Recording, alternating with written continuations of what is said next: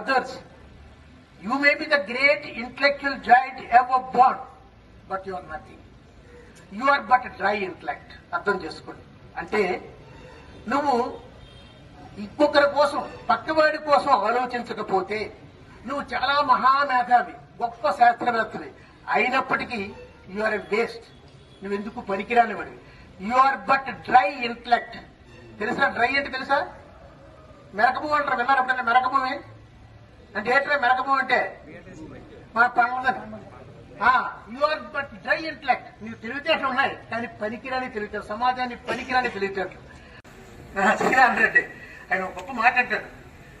పరుల కోసం పాటుపడని నరుని బ్రతుకు దేనికని, మోగనేలకు నిరందివ్వని,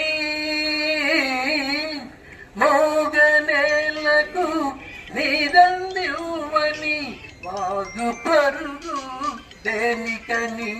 అర్థమైందరా?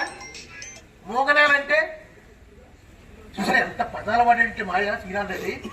నేల మోగుంటది ఎక్కడ? మనుషులు మోగవాలంటారు. మోగ నేల అంటే మనుషులు చూసారా మాట్లాడడం రాకపోతే ఎలాగో నేల కూడా పండల నేల అంటే మోగ నేల. ఆ పక్క నుంచి అంటే ఏరు వెళ్ళిపోతుంది, ఇది మాత్రం పండదు. మరి ఎందుకు వాగెందుకు? అలాగే భక్తులున్న వాడి కోసం బ్రతకపోతే, వాడి గురించి ఆలోచించకపోతే ఇంకా జీవితం ఎందుకు అని చెప్పారు.